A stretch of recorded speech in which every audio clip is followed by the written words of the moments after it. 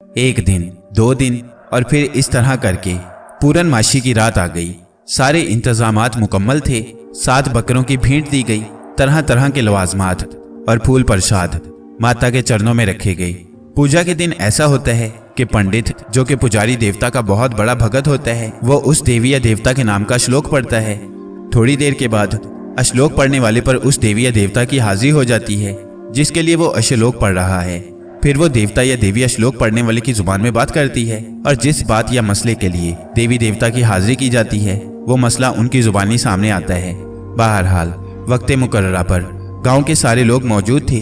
हर आदमी शक्ल से सवाली नजर आ रहा था। उनके दिमाग में खुशी की रोशनी जगमगा रही थी।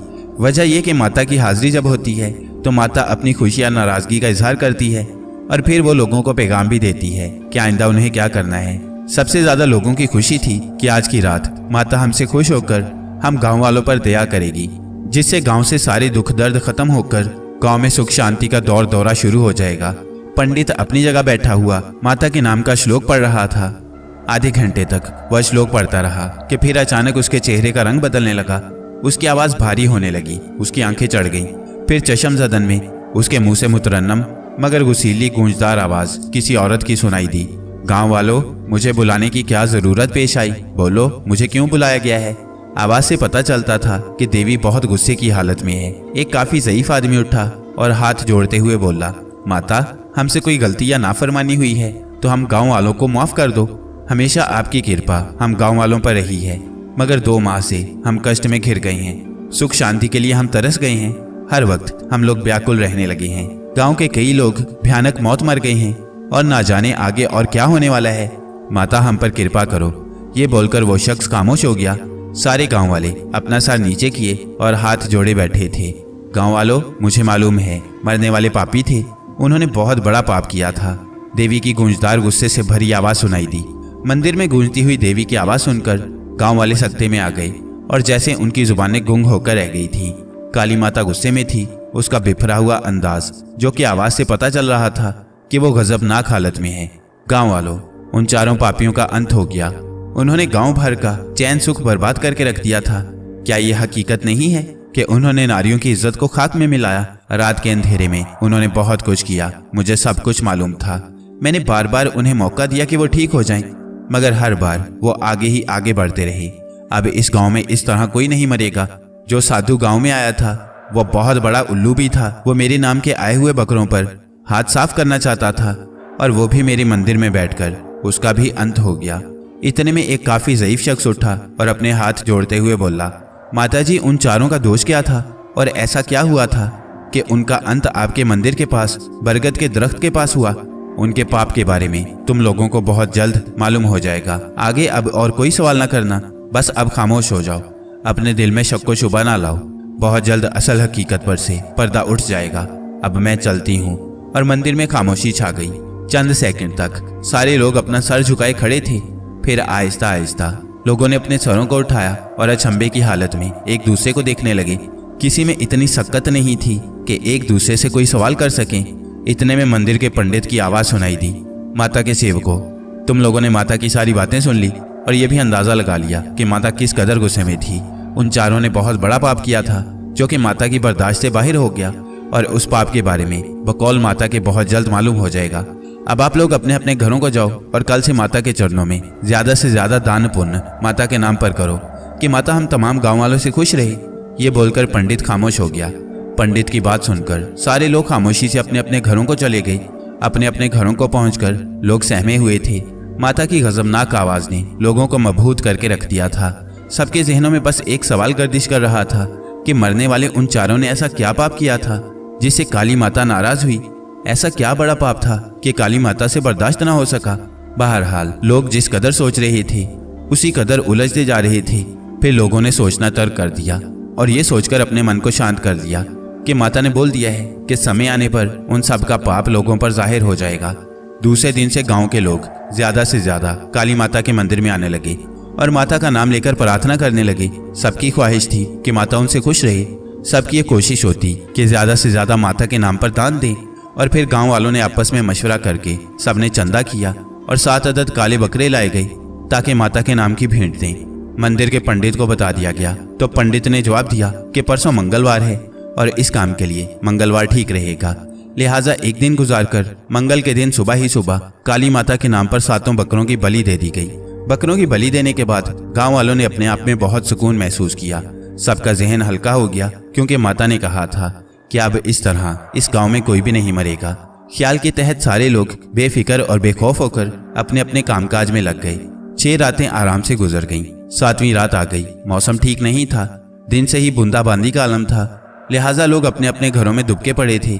ठीक रात के 12:30 बजे ऐसा लगा कि पूरे गांव पर कोई बहुत ही मुहलिक बम गिरा हो। धमाका इतना जोरदार था कि लोगों के दिल दहल कर रह गए। घरों के दरो दीवार जैसे लरस कर रह गई। सारे लोग हड़बड़ाकर गहरी नींद से उठ बैठे। ए भगवान, ये क्या हो गया? एक शख्स बोला। डर और खौफ की वजह से छोटे बच्चे चीखने लगे। पूरे गांव में हलचल मच गई और फिर इसी पर इक्तफा नहीं हुआ।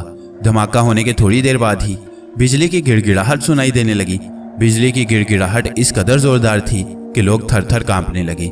बिजली जब चमकती तो ऐसा लगता कि पूरा गांव रोशनी में नहा गया। वक्फे वक्फे से ये सिलसिला शुरू हो गया। बिजली का ये अंदाज इससे पहले लोगों ने अपनी जिंदगी में नहीं देखा था।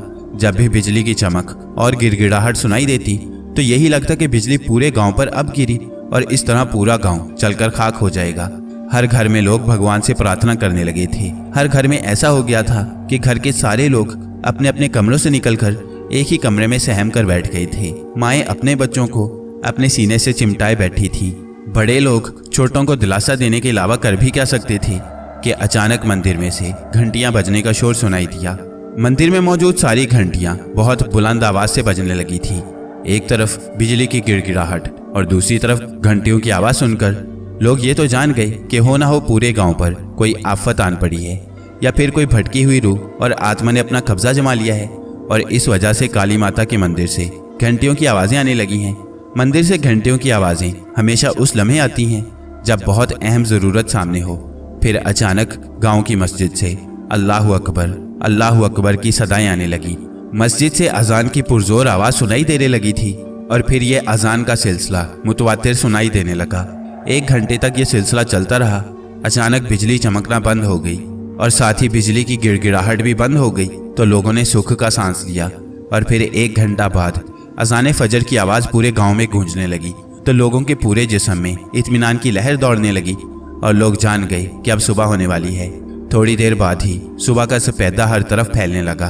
वैसे गांव में रीत है कि लोग मुंह अंधेरे ही उठकर अपने कामकाज में लग जाते हैं, मगर आज किसी में भी हिम्मत नहीं थी कि वो उठकर अपने घर से बाहर निकले। जब मुकम्मल उजाला पूरे गांव पर फैल गया तो लोग अपने अपने घरों से बाहर निकले। अक्सर गांव में लोग दूध देने वाले जानवर पालते हैं, खेती बाड़ी के लिए बैल भी रखते हैं और बैलों से खेल में हल जोतते हैं। पूरे गांव में लोगों ने देखा कि 20 के करीब जानवर अपनी जिंदगी हार चुके थे। यही नहीं बल्कि गांव में 6 कुत्ते भी मुर्दा पड़े थे। ये देखकर गांव वालों पर खौफ सवार हो गया। लोगों ने ये समझ लिया कि कोई ना कोई आफत रात के वक्त आई थी जिसकी वजह से ये जानवर मर गई हैं। गांव वालों की अकल काम करने से कासिर थी। हिंदू हजरात फौरन मंदिर में जाकर प्रार्थना करने लगे।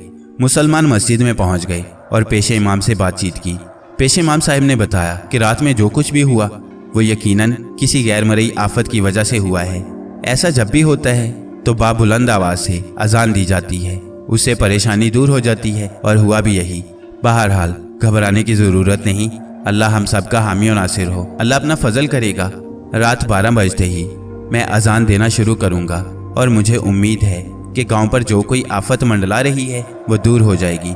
आप नमाज पाबंदी से अदा करें और अल्लाह के हुजूर सजदा रेज होकर दुआएं करें। हम गांव वाले सब एक दूसरे के दुख सुख के साथी हैं। आप लोग तशरीफ ले जाएं। अल्लाह की रहमत पर नजर रखें और दुआओं में मशगूल रहें। ये सुनकर लोग मस्जिद से वापस आ गए। मंदिर में भी लोग काली माता से प्रार्थना करके आ गए और हर वक्त भगवान भगवान करने लगे। रात के 12 बजते ही मस्जिद से अजान की आवाजें आने लगी और साथ ही साथ हिंदू हजरात अपने मंदिर में भजन गाने लगे। 2 हफ्ते बाद एक रात मंदिर के सामने जो पीपल का दरख्त था उस पर शोर शराबा होने लगा। ऐसा लगता था कि कई बदरूहें या आत्माएं बैन कर रही हों। अब ये एक नई मुसीबत आन पड़ी थी। मंदिर के करीब जितने भी घर थे उस घर के मकीन परेशान हो गए थे और फिर वो बैन करने की आवाजें दूर दूर तक फैलने लगी। साफ सुनाई देता था कि कई आत्माएं मिलकर पहले तो सिसकती हैं और फिर उनकी सिसकियां बैन में तब्दील हो जाती हैं। गांव वाले इस तरह के आए दिन आफत और परेशानियों से तंग आ गए थे। गांव के लोग पंडित के पास मंदिर में पहुंच गए। पंडित को भी पता था कि पीपल के दरख्त पर रात के समय आत्माएं रोती हैं और ऊधम मचाती हैं, क्योंकि पंडित तो मंदिर में ही रात के समय मौजूद होता था। पंडित ने लोगों से कहा कि आप लोग शांत हो जाएं। आज रात मैं माता के नाम का श्लोक पढ़ूंगा और माता से मालूम करूंगा कि अब ये नई मुसीबत हम गांव वालों पर क्यों आ गई है। पंडित की बात सुनकर लोग वापस आ गए। रात में पंडित ने काली माता के नाम का भजन गाना शुरू कर दिया। पंडित रात भर भजन गाता रहा और श्लोक पढ़ता रहा, मगर माता की हाजिरी नहीं हुई। सुबह के वक्त लोग मंदिर में आए और पंडित की तरफ उम्मीद भरी नजरों से देखने लगे। लोगों को देखकर पंडित समझ गया कि लोग मुझसे क्या सवाल कर रही हैं। पंडित बोला, भाइयों, मैं रात भर श्लोक पढ़ता रहा, मगर ना जाने क्यों माता की हाजिरी नहीं हुई।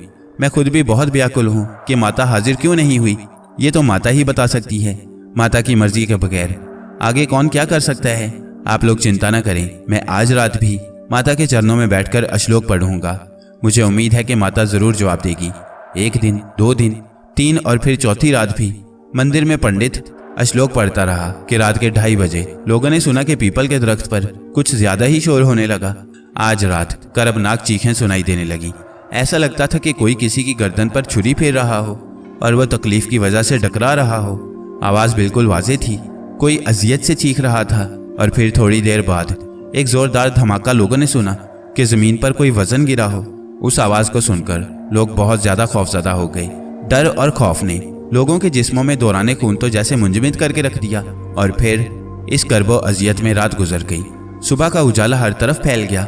डर और खौफ खाते हुए लोग अपने अपने घरों से निकले और थोड़ी देर में ही गांव के सारे लोग पीपल के दरख्त के करीब जमा थे। लोगों की आंखें हैरत से फैल गई थी। लोगों पर सख्ता तारी था। लोग सहमे हुए थे। सबकी निगाहें पीपल की जड़ पर मरकूज थी। किसी में भी सकत नहीं थी कि कोई किसी से कलाम करे, क्योंकि वो मंजर ही ऐसा था। पीपल के दरख्त की जड़ के करीब एक बहुत बड़ी चमगादड़ मुर्दा पड़ी थी। चमगादड़ बहुत बड़ी थी। इतनी बड़ी चमगादड़ लोगों ने कभी नहीं देखी थी। उसका वजन कम से कम 15 सेर के लगभग था।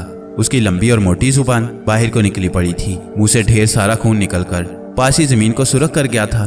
उसकी आंखें इतनी खौफनाक थी जो लोगों पर खौफ तारी कर रही थी। ऐसा लगता था कि किसी भैंस या बैल की बड़ी आंखें हों। आंखें बिल्कुल सुरख थी। ज़ईफ से ज़ईफ लोग उस जगह मौजूद थे। उन लोगों का भी कहना था कि इतनी बड़ी चमगादड़ के मुतल्लिक तो उन्होंने कभी सुना तक नहीं और देखने का तो सवाल ही पैदा नहीं होता। मस्जिद के पेश इमाम साहिब ने कहा, भाइयों, आप लोग करीब से हट जाएं। इसका हल यह है कि इसे जला दिया जाए। किसी में हिम्मत नहीं है कि इस चमगादड़ को उठाकर कहीं और ले जाए। पेश इमाम साहिब की बात सुनकर लोग फौरन करीब से दूर हट गए। पेश इमाम साहिब अपने साथ एक छोटी बोतल आए थे। उसमें गालिबन पानी था। उन्होंने बोतल का ढकना खोला और मुंह ही मुंह में कुछ पड़कर पानी पर दम किया और फिर उस पानी से चमगादड़ के गिर्द एक हिसार की सूरत में पानी डाला। इससे फारिग होकर उन्होंने चमगादड़ पर मिट्टी का तेल छिड़ककर माचिस की तीली उस पर फेंक दी। जलती तीली का चमगादड़ पर गिरना था कि चमगादड़ के जिस्म को शोलों ने अपनी लपेट में ले लिया। शोले बुलंद से बुलंदतर होते रहे और फिर अचानक चमगादड़ के मुंह से एक करी, अजियतनाक, दिल दहला देने वाली आवाज निकली, जिसे सुनकर उस जगह मौजूद सारे लोग घबरा गए। आवाज के निकलने के बाद चमगादड़ साकित हो गई और फिर देखते ही देखते ऐसा लगा कि जैसे पूरी की पूरी जली हुई चमगादड़ को जमीन ने निगल लिया हो। ऐसा होते ही फौरन शोले यकसर गायब हो गए। जब तमाम आग ठंडी हो गई तो पेश इमाम साहिब ने कहा, ये चमगादड़ नहीं बल्कि कोई जबरदस्त बला थी।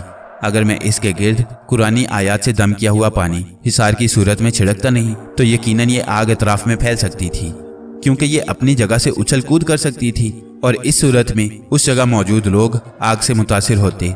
अल्लाह ने बहुत करम किया कि ये कमबख्त बला अपने आखिरी इंजाम को पहुंचकर गायब हो गई। अब आप लोग अपने अपने घर जाकर आराम करें। ये बोलकर इमाम साहिब मस्जिद की तरफ चले गए और फिर सारे लोग अपने अपने घरों को चले गए।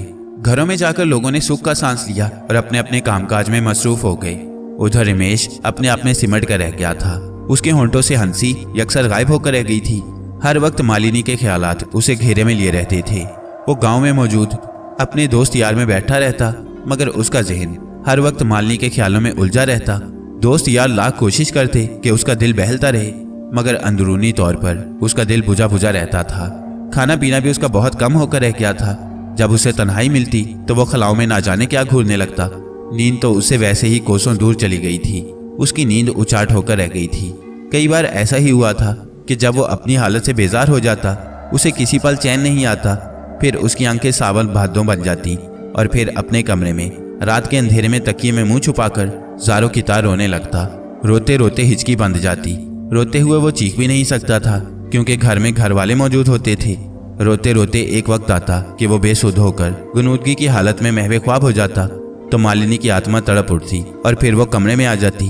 अपनी मखरूती उंगलियां रमेश के बालों में फेरने लगती। चूंकि रमेश बेसुध होता, उसमें हिलने तक की शक्कत नहीं होती। उसकी आंखें जागने की वजह से सूजकर बोझल हो चुकी होती। इस सूरत में वो अपनी पलकें भी नहीं खोल सकता था, लेकिन उसके महसूसात जागते रहते थे।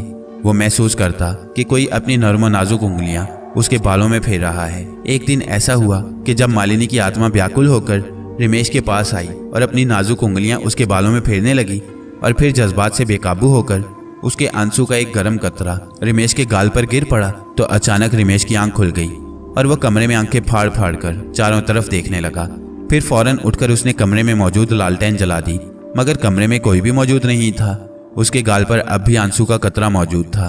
उसने गाल पर अपनी उंगली फेरी तो आंसू उंगली में लग गया, जिसे उसने वाज़े तौर पर देखा। और फिर वो अचंभे में पड़ गया कि इस अंधेरी रात में बंद कमरे में कौन आया था। और फिर उसे ख्याल आया कि कमरे की कुंडी तो अंदर से बंद है, भला कोई कमरे में कैसे आ सकता है। वो सोचता रहा और उसके सर में दर्द की टीसें उठती रहीं। जब दर्द उससे नाकाबिले बर्दाश्त हो गया तो वो अपने कमरे का दरवाजा खोलकर घर से बाहर निकल गया। बाहर निकलते ही ठंडी हवा के झोंकों ने उसे अपनी लपेट में ले लिया। वो लंबे लंबे सांस लेने लगा। उसे ऐसा महसूस होने लगा कि वो मीलों दूर से दौड़ता हुआ आ रहा है। इतने में सुबह का उजाला फैलना शुरू हो गया। वो आहिस्ता आहिस्ता चलता हुआ अपने घर से काफी दूर खेतों की तरफ निकलता चला गया। जब वो सरसों के खेत में पहुंचा तो देखा कि सरसों के कद्दावर बड़े बड़े पौधे अपने सरों पर पीले पीले फूल सजाए हवा के दोष पर झूम रहे हैं। सुबह का सुहाना समा, ठंडी ठंडी हवा के झोंके उसे बहुत भले लगने लगे थे। वो खेत के दरमियान में खड़े होकर लंबे लंबे सांस लेने लगा कि इतने में थोड़ी दूर उसे एक नस्वानी साया नजर आया जो कि उसकी तरफ अपनी पीठ किए खड़ा था। उस नस्वानी साये को वो टिकटिकी बांधकर देखने लगा। उसका तजस्सुस उसे आगे बढ़ने पर मजबूर करने लगा, लिहाजा वो किसी अनजानी कुव्वत के तहत उस तरफ बढ़ने लगा। वो आगे बढ़ता रहा और फिर जब उस जगह पहुंचा जहां कि वो नस्वानी वजूद खड़ा था तो ये देखकर हैरान रह गया कि अब उस जगह कोई भी नहीं था। वो अपनी नजरों को चारों ओर घुमाने लगा और फिर उसके मुंह से बेसाख्ता आवाज निकल पड़ी। इस जगह कौन मौजूद था? कौन था इस जगह? वो मतवातर जैसे चीखता रहा, लेकिन उसका चीखना बेसूद था। फिर अचानक उसके दिल में ख्याल आया, ये मेरा वहम था। मेरा वहम? वो अपने आप से बुड़बुड़ाया कि अचानक थोड़ी दूरी पर फिर वही नस्वानी वजूद उसे नजर आया। जो कोई भी था सफेद लिबास में मलबूस था। उसके खुले बल खाते लंबे लंबे स्याह बाल हवा के दोष पर लहराने लगे थे। अब रमेश से बर्दाश्त नहीं हुआ और वो उस वजूद की तरफ दौड़ने लगा। जब फासला थोड़ा रह गया तो उस नस्वानी वजूद की एक उचटती सी झलक नजर आई तो वो पुकार उठा, मालिनी, मालिनी, मेरी बात सुनो। मगर जब वो उस जगह पहुंचा तो उस जगह वो नस्वानी वजूद मौजूद नहीं था। वो अपने हवा से बेगाना होने लगा कि इतने में फिर वही वजूद थोड़े फासले पर सरसों के लहलहाते हुए खेत में नजर आया तो वो फिर से बेतहाशा उस तरफ दौड़ने लगा। दौड़ने की उसकी रफ्तार बहुत तेज थी। वो अपनी पूरी कुव्वत से उस तरफ दौड़ रहा था और फिर दौड़ते दौड़ते उसे ठोकर लगी और वो मुंह के बल सरसों के खेत के किनारे गिरकर बेहोश हो गया। ये तो अच्छा हुआ कि वह सरसों के खेत के दरमियान नहीं गिरा था। अगर वो खेत में कद्दावर पौधों में गिरा होता तो किसी की भी नजर उस पर न पड़ती और ना जाने फिर वो कब तक बेहोश खेत में पड़ा रहता। चूंकि वो खेत से बाहर किनारे पर गिरा था, इसलिए उस तरफ से एक गुजरते हुए शख्स की उस पर नजर पड़ गई। वो शख्स उसके गांव का था, लिहाजा उसने आनन फानन आकर उसके पिता को खबर कर दी। उस खबर को सुनना था कि उसके पिता, उसके भाई और गांव के मजीद कई लोग दौड़ते हुए उस जगह पहुंचे तो देखा कि रमेश खेत से बाहर बेहोश पड़ा है। उसे बेहोश पड़ा देखकर उसके पिता की तो जैसे जान ही निकल गई। फौरन उनके दिमाग में आया कि कहीं किसी सांप ने तो इसे नहीं काट लिया, क्योंकि अक्सर गांव देहात में सांप खेतों में आजाद घूमते हुए नजर आती हैं और खास तौर पर जब सरसों की फसल होती है और जब फूल खिलते हैं तो सरसों के फूलों की भीनी भीनी खुशबू हवा को मुअत्तर कर देती है और फिर उस खुशबू के जेर असर सांप सरसों के खेतों में नजर आते हैं। खैर, रमेश को कंधे पर उठाकर वो लोग घर लाए। उसे चारपाई पर लिटा दिया गया। 4 लोग फौरन उसकी चारपाई के पास बैठ गए और तेजी से उसके दोनों हाथों और दोनों पांवों के तलवों को सहलाना शुरू कर दिया। आधा घंटा सरतोड़ कोशिश के बाद रमेश को होश आ गया। किसमिसाते हुए उसने आंखें खोल दी और फौरन उठकर चारपाई पर बैठ गया और अपनी आंखें मसलने लगा। उसके पिताजी ने एक लंबा सांस खींचा और पूछा, बेटा इस खेत में तुम कैसे पहुंचे और हुआ क्या था कि तुम बेहोश हो गए? ये भगवान की कृपा थी कि तुम खेत से बाहर पड़े थे, और अगर तुम खेत में पड़े होते तो। और उन्होंने बात अधूरी छोड़ दी। उस जगह मौजूद और लोगों ने भी ताबड़तोड़ कई सवाल कर डाले, मगर रमेश पर तो जैसे खामोशी तारी हो गई थी। उसने किसी भी सवाल का कोई जवाब नहीं दिया। इतने में गांव के हकीम साहब आ गए। आते ही उन्होंने उसकी नब्ज पर अपनी उंगली रख दी। थोड़ी देर के बाद हकीम साहब बोले, बेटा रमेश तुम्हें क्या हुआ था? क्या तुम्हें कुछ अचानक नजर आया था या तुम किसी वजह से खौफजदा हो गए थे? बेटा अंदरूनी तौर पर तुम बहुत कमजोर हो रही हो। तुम्हारे जिस्म में तवानाई की बहुत कमी हो गई है।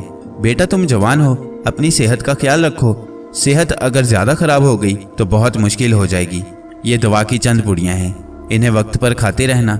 वैसे घबराने वाली कोई बात नहीं। हकीम साहब कुछ मुझे भी बताएं। वैसे तो ये बिल्कुल हकीकत है कि रमेश बहुत कमज़ोर हो गया है। क्या बताऊं, तन्हाई का शिकार हो गया है। हर वक्त अपने कमरे में पड़ा रहता है और छत को घूरता रहता है। इसकी हालत देख देख कर इसकी माँ बहुत ज़्यादा गमगीन रहने लगी है। मैंने तो इसे ये मशवरा दिया है कि कुछ दिनों के लिए शहर अपनी मौसी के घर चला जाए। शहर की भीड़ और गहमा गहमी में दिल बहल जाएगा।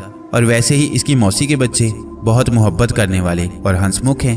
उनकी अपनी मोटर कार है और उनका कहना है कि हम रमेश भैया को सैर कराते रहेंगे। इसके अलावा शहर में और भी बहुत सी मसरूफियात होती हैं, मगर यह है कि शहर जाने का नाम नहीं लेता। जवान औलाद का इस तरह रहना माँ बाप के लिए अजियत है।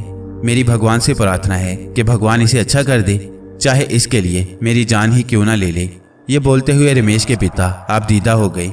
आप घबराएं नहीं, अल्लाह ने चाहा तो ये बहुत जल्द ठीक हो जाएगा। अल्लाह के घर देर है अंधेर नहीं। दवाई से वक्त पर खिलाते रहिए। और हाँ, इस वक्त गरम गरम दूध इसे पिलाएं। दूध पिलाने के 1 घंटा बाद इसको हल्की ग़िज़ा दीजिएगा। ये बोलकर हकीम साहब ने सबसे मुसाफिया किया और चले गए। रात आई। खिचड़ी खाकर रमेश अपने कमरे में आकर बिस्तर पर लेट गया। छोटी बहन ने दवा लाकर दी तो उसने दवा खा ली। इसके बाद दोबारा अपने बिस्तर पर लेट गया। दबे कदमों रात अपनी मंजिल की तरफ महवे सफ़र रही, मगर नींद उसकी आंखों से बहुत दूर चली गई थी। आज आंखों ही आंखों में उसने रात काट दी। और फिर एक वक्त आया जब बिस्तर उसे बेचैन करने लगा, तो वो बिस्तर से उठकर सेहन में आया और फिर बाहर दरवाजे की कुंडी खोल दी। पुत्र, इस वक्त कहाँ जा रहे हो? पीछे उसे उसकी माँ की आवाज़ सुनाई दी। माँ जी, मैं ज़रा बाहर जा रहा हूँ, कमरे में बहुत घुटन है। ज़रा ठंडी हवा में रहूँगा तो तबीयत ठीक हो जाएगी। वो बोला, पुत्र अकेले ना जाओ, भाई को साथ ले लो। तुम्हारे पिताजी बोल रहे थे कि इसे अकेला नहीं जाने देना। माँ ने कहा, नहीं माँ जी, मैं ज़्यादा दूर नहीं जाऊँगा, बस थोड़ी देर में आ जाऊँगा। आप आराम करें, फिक्र ना करें, मैं अभी आया। ये बोलकर रमेश बाहर निकल गया तो उसकी माँ ने दरवाजे की कुंडी लगा ली। रमेश के दिलो दिमाग में हलचल सी मची थी। उसके कदम किसी अनजानी कुव्वत के ज़ेर असर उस तरफ उठ रहे थे जिधर सरसों के खेत थे। वो चलता रहा और फिर उस खेत में पहुंच गया जहां के कल उसे एक नुस्वानी वजूद का साया नजर आया था। और उस साये को देखकर उसे गुमान गुजरा था कि वो साया मालिनी का था। सरसों के खेत के बीच रमेश पहुंच गया तो उसे जैसे अचानक होश आ गया। वो चारों तरफ घूर घूर कर देखने लगा जैसे वो किसी को तलाश कर रहा हो कि इतने में उसे पीछे से एक नुस्वानी आवाज़ सुनाई दी। रमेश ये सुनना था कि वो फौरन पीछे को पलटा और टिकटिकी बांधे उस तरफ घूरने लगा और फिर आहिस्ता आहिस्ता उस तरफ कदम बढ़ाने लगा। रमेश इधर देखो। अब की बार फिर पीछे से आवाज़ सुनाई दी तो वो फौरन पीछे की तरफ पलटा तो उसे फिर वही वजूद नजर आया जो कि कल उसे नजर आया था। वो वजूद सफ़ेद लिबास में मलबूस था। हवा की दोष पर उसके लंबे स्याह बाल लहरा रहे थे और वो आगे ही आगे बढ़ता जा रहा था। ये देखना था कि रमेश उस तरफ को दौड़ पड़ा जिधर वो निस्वानी वजूद जा रहा था। वो बहुत तेज दौड़ा मगर उस जगह पहुंचकर मायूस हो गया क्योंकि उस जगह अब वो वजूद नहीं था। रमेश मेरे पास आओ, मैं भी तुम बिन व्याकुल हूँ। जिधर से आवाज़ आई थी उस तरफ रमेश तेजी से पलटा तो देखा कि वही वजूद अब उसकी तरफ मुंह किए खड़ा है। मालिनी, मालिनी, ये बोलकर वो उस वजूद की तरफ दौड़ पड़ा।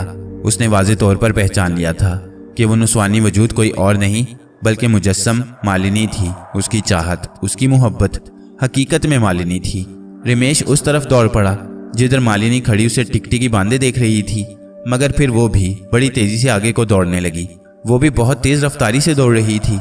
उसके पीछे रमेश अपनी पूरी ताकत से दौड़ रहा था। अब मालिनी खेतों से निकलकर सड़क की तरफ दौड़ रही थी। सुबह का उजाला अभी बिल्कुल वाज़े तौर पर हरसों मुसल्लत नहीं हुआ था। मालिनी का साया उस तरफ तेजी से दौड़ रहा था जिस तरफ पुरानी काली माता का मंदिर था और मंदिर के करीब बरगद का दरख्त मौजूद था। मालिनी वक्फे वक्फे से पीछे मुड़ मुड़ कर रमेश को देख भी लेती थी। रमेश अपने इर्द गिर्द से बेनियाज अंधाधुंध सर पर दौड़ रहा था कि फिर अचानक सड़क पर उसे ठोकर लगी और वह मुंह के बल सड़क पर गिरकर बेहोश हो गया। थोड़ी देर में गांव के लोग अपने कामकाज के लिए उस तरफ से गुजरने लगे तो उन्होंने सड़क पर रमेश को बेहोश पड़ा पाया और फिर ये खबर आनन फानन पूरे गांव में फैल गई कि कल रमेश सरसों के खेत के बाहर बेहोश पड़ा था और आज चौड़ी सड़क पर बेहोश पड़ा मिला है। गांव वाले उसे देखने के लिए घर में जमा हो गए। आज भी उसको उसके पिता और गांव के चंद लोग उठाकर लाए थे। फौरन हकीम को बुलाया गया। हकीम साहिब ने दवा दी और चले गए। हकीम साहिब का कहना था कि इस पर कड़ी नजर रखी जाए। जितने मुंह उतनी बातें। जितने लोग आते गए सबने कोई ना कोई सवाल किया, मगर रमेश तो ऐसा हो गया था कि जैसे वो किसी की बात ही ना सुन रहा हो या फिर सवाल करने वाले किसी और भाषा में सवाल कर रहे थे। उसने किसी के भी सवाल का कोई भी जवाब ना दिया, यहाँ तक कि अपने पिता और माँ के सवाल का भी उसके पास कोई जवाब ना था। दूध दिया गया, उसने दूध पी लिया। इसके बाद दवा खाई और बिस्तर पर आंखें बंद करके लेट गया। आखिर थक हार कर उस जगह मौजूद लोग अपने अपने घरों को चले गए। उसके पिता और घर वालों ने भी उससे सवाल करना बंद कर दिया। रात आई और खाना खाने के बाद उसे गर्म दूध में दवा की एक पुड़िया डालकर दूध पिलाया गया। हकीम साहब ने नींद की दवा उसे दी थी कि उसे गर्म दूध में डालकर पिला दें। दूध के पीते ही चंद मिनट में रमेश नींद की वादी में पहुंच गया और फिर रात गुजर गई। सुबह का उजाला हर तरफ फैल गया। घर वाले सुबह ही सुबह उठ गए। अभी तक रमेश अपने बिस्तर पर महवे ख्वाब था। हकीम साहब ने यह भी कहा था कि इसे नींद से ना उठाया जाए। जब ये खुद नींद से जागे तो फिर इसे नाश्ता दिया जाए। रमेश सोता रहा और फिर दिन के 8:30 बजे उसकी आंख खुली। उसने किसमिसाकर इधर उधर नजरें घुमाई। उसकी निगाहों में जैसे अजनबियत थी। ऐसा लगता था कि वो आज अपने घर वालों को पहचान नहीं रहा। उसे जागता देखकर उसकी माँ फौरन उसके करीब आई और उसके माथे पर अपना ममता भरा हाथ फेरा। पुत्र, तबीयत कैसी है? उठ जाओ, नहा धो लो, मैं नाश्ता तैयार करती हूँ। ये बोलकर रमेश की माँ रसोई में चली गई और रमेश के लिए नाश्ता तैयार करने लगी। इस तरह आधा घंटा गुजर गया मगर रमेश अपने बिस्तर से नहीं उठा। ये सोचकर रमेश अब नहा धोकर तैयार हो गया होगा। उसकी माँ ने जब उसके कमरे में आकर उसको देखा तो रमेश झूंका तू अभी तक बिस्तर पर ही पड़ा था। रमेश को देखकर माँ का कलेजा थक से होकर रह गया, क्योंकि आज से पहले कभी भी रमेश ने अपनी माँ की बात सुनी अनसुनी नहीं की थी। पुत्र, क्या बात है, तुम अभी तक उठे नहीं? मैंने तो तुम्हारे लिए नाश्ता तैयार भी कर लिया, रमेश की माँ बोली। माँ की बात सुनकर रमेश ने कोई जवाब नहीं दिया। रमेश, पुत्र, क्या हुआ? तुम इस तरह क्यों पड़े हो? अरे जल्दी से उठ जाओ, चलो फौरन उठो, रमेश की माँ दोबारा बोली। मगर इस मर्तबा भी रमेश माँ की बात सुनकर टस से मस ना हुआ। वो अपनी जगह बेसुध पड़ा रहा। ये देखकर माँ ने जरा जोर से कहा, पुत्र, क्या बात है? मैं बोले जा रही हूँ और तुम? और रमेश की माँ ने बात अधूरी छोड़ दी, क्योंकि इस मर्तबा रमेश की माँ का कलेजा दहल कर रह गया था। पुत्र, तुम्हारी आंखों को क्या हुआ? अरे ये तो बहुत सुर्ख हो रही हैं, रमेश की माँ घबराहट भरे अल्फाज में बोली। रमेश को देखकर माँ का दिमाग साएं साएं करने लगा था। वह फौरन रमेश के कमरे से निकलकर अपने पति के कमरे में गई और बोली, आप चलकर तो देखें, ना जाने रमेश को क्या हो गया है। मैं आवाज पर आवाज देती रही मगर वो टस से मस ना हुआ। पत्नी की बात सुनकर रमेश के बाबूजी फौरन उठकर रमेश के कमरे में आए और आवाज दी, रमेश पुत्र, चल उठ, कितनी देर से तेरी माँ आवाज दे रही है, क्या हुआ, चल उठ। और उन्होंने रमेश का हाथ पकड़ा उठाने के लिए तो उनके हाथ को एक अजीब सा झटका लगा और उन्होंने फौरन रमेश का हाथ छोड़ दिया और अपने हाथ को अपने दूसरे हाथ से सहलाने लगे। तशवीश की लहर उनके पूरे जिस्म में सरायत कर गई, क्योंकि उनके हाथ को झटका लगा था कि जैसे रमेश का जिस्म ना हो बल्कि उन्होंने बिजली के नंगे तार को पकड़ लिया हो। वो अभी तक अपने हाथ को सहला रहे थे। उन्होंने जरा जोर से आवाज दी, रमेश पुत्र, क्या बात है? अब जो रमेश ने अपनी आंखें खोलकर उन्हें देखा तो खौफ की एक झिरझिरी उन्होंने अपने जिस्म में महसूस की, क्योंकि रमेश की आंखों में अजनबियत थी और साथ ही ऐसा लगता था कि उसकी आंखें ना हो बल्कि खून भर दिया गया हो उसकी आंखों में। रमेश ने घूरकर उन्हें देखा तो वो सहम कर रह गए। वो फौरन रमेश के कमरे से बाहर निकल गए और बोले, रमेश की माँ, बाहर आओ। जब रमेश की माँ बाहर आ गई तो वो बोले, रमेश की माँ, मुझे तो लगता है कि रमेश किसी हवाई चीज के चक्कर में आ गया है। मैंने उसका हाथ पकड़ा तो मुझे जैसे बिजली का झटका लगा। तुम अभी उसके कमरे में ना जाओ और इस बात का जिक्र बच्चों से भी ना करो।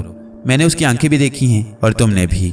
मुझे तो शक बल्कि यकीन हो गया है कि ये किसी हवाई चीज के चक्कर में आ गया है। मैं मंदिर जा रहा हूँ पंडित जी के पास और उन्हें लेकर फौरन आता हूँ। ये बोलकर रमेश के पिता भागते हुए मंदिर पहुंच गए। वो बहुत बदहवास हो रही थी, उनका सांस फूला हुआ था। मंदिर में पंडित का सामना होते ही वो बोले, पंडित जी जरा मेरे घर चले, ना जाने रमेश को क्या हो गया है। रमेश की आंखें देखकर बहुत डर लग रहा है, वो बेसुध पड़ा है, किसी से कोई बात भी नहीं कर रहा। आप मेरे साथ तुरंत चले। पंडित उनकी बात सुनकर घबरा गया। वो फौरन उठा और अपने चेले को हुक्म दिया कि अपनी जगह बैठे रहना, मैं फौरन आता हूँ। रमेश के पिता की जगह कोई और होता तो पंडित टाल देता, मगर पंडित रमेश के पिता की बात नहीं टाल सकता था, क्योंकि गांव में वो खाते पीते आदमी थे। धन दौलत और काफ़ी ज़मीनें भी थी और मंदिर में वो दान दक्षिणा सबसे बढ़कर दिया करते थे। और यही नहीं बल्कि अलग से पंडित को भी रकम दिया करते थे। चंद मिनट में ये दोनों घर पहुंच गए। कमरे में रमेश बेसुध पड़ा था। कमरे में आते ही पंडित ने आवाज़ लगाई, रमेश पुत्र क्या बात है, चल जल्दी से उठ जा, चल आंखें खोल, देख कौन आया है। ये बोलकर पंडित ने भरपूर तरीके से रमेश का हाथ पकड़ा। रमेश का हाथ पकड़ना था कि पंडित को एक जबरदस्त झटका लगा और पंडित दीवार से जा टकराया। पंडित की हालत दीदनी थी, उसके मुंह से आवाज नहीं निकल रही थी। पंडित सहम कर रह गया, उस पर जैसे कपकपी तारी हो गई। पंडित को गिरता देखकर रमेश के पिता दौड़कर पंडित के पास पहुंचे और पंडित का हाथ पकड़कर उठाया। दोनों सख्ते की हालत में थे। इस पर कोई जबरदस्त आत्मा सवार हो गई है, पंडित के मुंह से निकला। ये मेरे बस से बाहर है। पंडित जी अचानक ये सब कैसे हो गया, रात तक तो ये ठीक था, रमेश के पिता ने कहा। पंडित हैरानो परेशान एक तरफ सहमा हुआ खड़ा था और टुकर टुकर रमेश को देखे जा रहा था। पंडित जी अब इसका उपाय क्या है, रमेश के पिता ने कहा। आप परेशान ना हो, मैं इसका कोई उपाय जरूर करूंगा, पंडित ने लर्जीदा आवाज में कहा। ये बोलकर पंडित लंबे लंबे डग भरता हुआ घर से निकलता चला गया। रमेश के पिता की हालत बहुत गैर थी। वो एक तरफ खड़े भरपूर नजरों से देख रहे थे। अब उनकी आंखों में नमी तैर रही थी। उन्होंने अपनी दोनों आंखें भींच ली तो आंसुओं के 2 कतरे उनकी आंखों से निकलकर जमीन पर गिर पड़े। इतने में रमेश सोते से उठकर चारपाई पर बैठ गया। जब वो चारपाई पर उठकर बैठा तो उसकी माँ उसके करीब आई और बोली, रमेश पुत्र नाश्ता लाऊं? ये सुनकर उसने सर का इशारा किया। इसके मायने ये थे कि नाश्ता ले आओ। हाँ का इशारा मिलते ही उसकी माँ दौड़ती हुई गई और फौरन नाश्ता ले आई। रमेश नाश्ता करने लगा। रमेश को नाश्ता करता देखकर उसके पिता अचंभे में पड़ गए, क्योंकि थोड़ी देर पहले जो उसकी हालत थी वो नाकाबिले बयान थी। उसका हाथ पकड़ते ही जो उन्हें करंट का झटका सा लगा था और उस पंडित के साथ भी यही कुछ हुआ था। खैर उन्होंने कुछ बोला नहीं और कमरे से निकलकर अपने कमरे में जाकर बिस्तर पर बैठ गए। उनकी सोचों में तूफान बरपा था। किसी भी सूरत उन्हें यकीन नहीं आ रहा था कि थोड़ी देर पहले जो रमेश की हालत थी वो नाकाबिले यकीन थी और अब वो बिल्कुल नॉर्मल हालत में बैठा हुआ नाश्ता कर रहा था। रमेश नाश्ता करने के बाद आराम से उठा, चप्पल पहनी और मुंह हाथ धोकर घर से बाहर निकल गया। अब उसका रुख सरसों के खेतों की तरफ था। उसको बाहर निकलता देखकर उसके पिता फौरन अपने कमरे से निकले और काफी फासला उसे रखते हुए उसके पीछे पीछे चलते रहे। वो तेजी से चल रहा था। थोड़ी देर में ही वो सरसों के खेत में पहुंच गया और खेत में चारों तरफ इस अंदाज से देखने लगा कि जैसे किसी की तलाश कर रहा हो।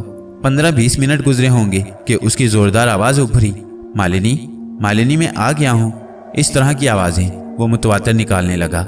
मालिनी मालिनी की आवाजें सुनकर उसके पिता चौंक पड़े। वो दूसरे खेत में छुपे हुए थे। ये मालिनी की आवाजें लगा रहा है, आखिर क्यों? वो ये सोचने लगे। रमेश मुतवातिर खेत में खड़ा चारों तरफ घूम घूम कर मालिनी मालिनी की ही आवाजें लगा रहा था कि फिर अचानक वही साया थोड़ी दूरी पर नजर आया, जो कि अक्सर उसे नजर आता था। साए पर नजर पड़ते ही वो उसी तरफ भाग खड़ा हुआ। मालिनी मैं आ रहा हूँ, मालिनी रुको। उसकी इस आवाज को सुनकर उसके पिता अपनी जगह उठकर खड़े हो गए और फिर उनकी नजरों ने भी वो मंजर देखा। थोड़ी दूरी पर एक लड़की बड़ी तेजी से आगे को दौड़ रही थी। वो दौड़ रही थी बल्कि ऐसा लगता था कि वो हवा पर तैर रही हो और रमेश उसके ताक़ुब में सरपट उस तरफ दौड़ता जा रहा था। ये देखकर रमेश के पिता भी उसके पीछे थोड़ा फासला रखकर दौड़ पड़े। रमेश आवाज पर आवाजें देता जा रहा था, मालिनी मालिनी रुको, मुझे भी अपने साथ ले चलो। भागते भागते रमेश को ठोकर लगी और वो मुंह के बल गिर पड़ा। उसके पिता फौरन उसके करीब पहुंचे तो उन्होंने देखा कि वो बेहोश हो चुका है। पहले तो उन्होंने रमेश को खूब हिलाया जुलाया और फिर जोर से झिंझोर डाला ताकि वो होश में आ जाए। मगर जब उनकी कोशिश दम तोड़ गई तो वो खड़े होकर इर्द गिर्द देखने लगे कि शायद उस तरफ से कोई गुजर रहा हो तो उसे आवाज दें। खैर चंद मिनट बाद ही एक आदमी को देखकर उन्होंने आवाज लगाई, जगदीश। उस शख्स का नाम जगदीश था। अपना नाम सुनकर वो उस तरफ दौड़ता हुआ आया और जब करीब आया तो उसने देखा कि रमेश जमीन पर बेहोश पड़ा था। जगदीश, आज ये फिर बेहोश हो गया है, तुम मेरी मदद करो, इसे घर ले चलते हैं, उन्होंने कहा। जगदीश हाथ पांव का बहुत मजबूत था। उसने रमेश को फौरन अपने कंधे पर उठाया और घर की तरफ चल पड़ा। गांव में कदम रखते ही एक कोहराम मच गया। रमेश को इस हालत में देखकर लोग घबरा गए। कई लोगों ने कहा, ना जाने बेचारे को क्या हो गया है, अच्छा भला था, ना जाने किसकी नजर लग गई, भगवान इस पर अपनी कृपा करे। घर में ले जाकर जगदीश ने रमेश को चारपाई पर लिटा दिया। रमेश को देखकर उसकी बहनें और माँ रोने लगी। शांत रहो, रोने से क्या फायदा, रमेश के पिताजी बोले। खैर लोगों का उसके घर तांता बंद गया। हकीम साहब को बुलाया गया। हकीम साहब ने आते ही उसे दवा दी और फरमाया, जनाब आप लोग इस पर कड़ी नजर रखा करें और मैंने जो दवा दी है रात में दूध के साथ जरूर दिया करें, वो नींद की दवा है, लिहाजा ना ये सुबह सवेरे उठेगा और ना ही खेतों का रुख करेगा। रात में दवा देना बिल्कुल ना भूलना। आप लोगों को कम से कम 1 हफ्ता पाबंदी से दवा देनी है। ये बोलकर हकीम साहब चले गए। रमेश को किसी ने भी उठाने की कोशिश नहीं की क्योंकि हकीम साहब ने कहा था। 4 घंटे तक रमेश इसी हालत में पड़ा रहा। माँ की आंखों से आंसू की लड़ी जारी थी। जवान औलाद का गम बहुत ज्यादा होता है और माँ का गम एक माँ ही समझ सकती है। रमेश की हालत दिन ब दिन खराब से खराबतर हो रही थी। वो चारपाई का होकर रह गया था। सिर्फ और सिर्फ अपनी माँ की बात पर वो उठकर बैठ जाता और माँ उसके सामने खाना रख देती तो वो खामोशी से खाना खाता और फिर आंखें बंद करके लेट जाता। हर वक्त उसकी आंखें चढ़ी हुई और खून की तरह सुर्ख नजर आती थी। दिन में अक्सर सोते सोते गुनूदगी की हालत में बोलता, मालिनी मुझे भी अपने साथ ले चलो, मालिनी मुझे छोड़ के ना जाओ, मैं भी तुम्हारे साथ चलूंगा। अगर तुम मुझे अपने साथ ना ले गई तो मैं अपना जीवन त्याग दूंगा। मालिनी ठहरो, मैं भी तुम्हारे साथ चलता हूँ। और फिर इस तरह की दीगर बातें भी वो नींद की हालत में करता रहता था। 1-2 बल्कि बेशुमार साधु पंडित, जोगी और दीगर लोगों को रमेश की हालत के पेश नजर बुलाया गया। आने वालों ने पैसे ईंठे और चलते बने। सबका यही कहना था कि इस पर कोई जबरदस्त आत्मा सवार हो गई है। ये मुकम्मल तौर पर उस आत्मा के चक्कर में आ गया है। अगर जल्द अज जल्द इसे उस आत्मा से छुटकारा ना दिलाया गया तो हो सकता है कि वो आत्मा इसे अपने साथ ले जाए। रमेश की गिरती हुई सेहत से पता चलता था कि रमेश अब बहुत दिनों का मेहमान नहीं रहा। वह सूखकर हड्डियों का ढांचा बन गया था और हकीम साहब के बकौल उसकी सेहत बहुत तेजी से खराब हो रही थी। एक दिन हकीम साहब ने रमेश की गिरती हुई सेहत के पेश नजर परेशान होकर रमेश के वालिद से कहा, दिल्ली में एक मकतब है जो कि हकीम वकार के मकतब से मशहूर है। उस मकतब में एक हकीम कामिल बहुत जाने पहचाने जाते हैं। बहुत बड़े बड़े मसले उन्होंने अल्लाह के फजल से ठीक किए हैं। मैंने अभी तक अपनी जिंदगी में उन जैसा कामिल किसी और को नहीं देखा और ना ही सुना। आप अगर मेरी बात मानकर उनसे मुलाकात कर लें तो मुझे यकीन है कि वो इस मसले को हल कर देंगे। बहुत ही खुदा तर्ज और हमदर्द इंसान है। जो भी आया या जिसके पास भी वो गए, सबने दिल से अपनी दुआएं दी। दिल्ली यहाँ से कोई ज्यादा दूर भी नहीं है। अगर घोड़ा गाड़ी पर जाया जाए तो 5-6 घंटे का सफर है। मेरी बात मान लें, अब वक्त ज़ाया न करें क्योंकि रमेश की हालत दिन ब दिन खराब से खराबतर होती जा रही है। मैं इस मामले में आपको झूठी तसल्ली अब नहीं देना चाहता। मेरी नज़र में ये कोई बीमारी नहीं है बल्कि ये यकीनी रूहानी इलाज है और इसका मुकम्मल हल इस सूरत में हो सकता है कि जब कोई पहुंचा हुआ आमिल कामिल मिल जाए। हकीम साहब रमेश के वालिद को अपने वाक़यात सुना रहे थे। उन्होंने बताया, ये बहुत पुरानी बात है। उस वक्त मैं हकीम वकार के पास उनके मकतब में ज़ेरे तरबियत था। जवानी का दौर था। शुरू से दवा इलाज का मेरा ये शौक रहा है। एक दिन मैंने देखा कि एक बुजुर्ग बहुत ही परेशानी की हालत में आए और इंतजार गाह में मरीजों के साथ बैठ गए। जब उनका नंबर आया तो वो भी हकीम वकार के सामने आकर बैठ गए। उन दिनों मैं हकीम वकार के बराबर में बैठता था। मैं मरीज के नाम की पर्ची पर हकीम वकार के फरमाने पर दुआओं का नाम लिखता था। वो बुजुर्ग सामने बैठते हुए ज़ारों की तार रोने लगे और उनकी हिचकी बंद गई। हकीम वकार ने मुझसे फरमाया कि गिलास में ठंडा पानी लाकर उन्हें पिलाऊं। मैं फौरन उठा और एक गिलास ठंडा पानी लाकर उन्हें पिलाया। थोड़ी देर में उनकी हालत कदरे बेहतर हो गई तो हकीम वकार ने फरमाया, मोहतरम आप परेशान ना हो, आप अपना मकसद बयान करें। अल्लाह के फजलो करम से आपकी परेशानी हम दूर करने की कोशिश करेंगे। अल्लाह ताला ने हर मर्ज के लिए दुआ पैदा कर दी है। आप अपना मुद्दा बयान करें। यह सुनकर बुजुर्ग ने फरमाया, जनाब मैं बहुत बड़ी मुसीबत में फंस गया हूँ। मेरी और मेरे घर वालों की जिंदगी अजाब में गिरफ्तार हो गई है। हमारी रात की नींदें और दिन का सुकून तबाह होकर रह गया है। हालात के पेश नज़र मैं दर दर मारा मारा फिर रहा हूँ। जिसने भी जहाँ बताया मैं सर पर पाँव रखकर भागा गया। जिसने जितना मांगा मैंने उसकी खिदमत में पेश कर दिया। अब तो मैं पाई पाई का मोहताज होकर रह गया हूँ। अब तो इज्जत दाव पर लग गई है। हकीम साहब, आप मुझे अल्लाह के वास्ते बचा लें। मैं बहुत उम्मीदों आस लेकर आपके पास आया हूँ। बहुतों से मैंने आपकी शोहरत सुन रखी है। हर किसी का कहना है कि आप बड़े से बड़ा मसला हल कर देते हैं। हकीम साहब, मेरी बच्ची पर कोई जिन आशिक हो गया है। न जाने किस तरह उसने मेरी बच्ची का पीछा पकड़ लिया है। मेरी जवान बच्ची उसके निरगे में आ गई है। छोटे मोटे झाड़ फूंक करने वालों को तो वो उठाकर फेंक देता है। बड़े से बड़ा आमिल अपना दामन बचाकर जा चुके हैं। मेरी बच्ची अपनी खाला के बेटे से बचपन से मंगी हुई है। अगर उन्होंने सुना तो और भी बदनामी होगी। खाला चूंकि बहुत दूर रहती है इसलिए उन्हें इस बात की खबर नहीं। ये मसला कोई 2 माह से हुआ है। एक दिन बच्ची आमों के बाग में चली गई थी अपनी सहेलियों के साथ। जब वो वापस आई तो उसकी हालत बहुत गैर हो रही थी। उस जिन का कहना है कि अगर मुझे ज्यादा छेड़ा गया तो ये लड़की अपनी जान से चली जाएगी और इसकी रूह को मैं अपने कब्जे में कर लूंगा या फिर किसी रात इसे लेकर अपनी दुनिया में चला जाऊंगा। लिहाजा मुझे ना छेड़ा जाए। मैं किसी सूरत भी इस लड़की से दस्तबरदार नहीं हूँगा। और अगर तुम सारे घर वाले अपनी खैरियत चाहते हो तो अपना मुंह बंद करके बैठ जाओ, वरना मोहतरम आप घबराएं नहीं। मेरा नाम हकीम वकार है। मैं जिस्मानी बीमारियों का इलाज करता हूँ और मेरे भाई हकीम कामिल हैं जो कि रूहानी इलाज करते हैं। आप तशरीफ रखें, मैं उन्हें बुला लेता हूँ। वो इस वक्त अपने कमरे में किसी काम में मसरूफ हैं। आप उनसे मिल लें। अल्लाह ने चाहा तो बहुत जल्द आप इस मसले से छुटकारा पा लेंगे। वो बुजुर्ग सर झुकाकर बैठ गए और चंद मिनट ही गुजरे थे कि हकीम कामिल कमरे में दाखिल हुए। सबसे उन्होंने मुसाफिया किया और हकीम वकार के करीब बैठ गए तो हकीम वकार ने सारी रुदाद बुजुर्ग की कही हुई हकीम कामिल के गोश गुजार कर दी।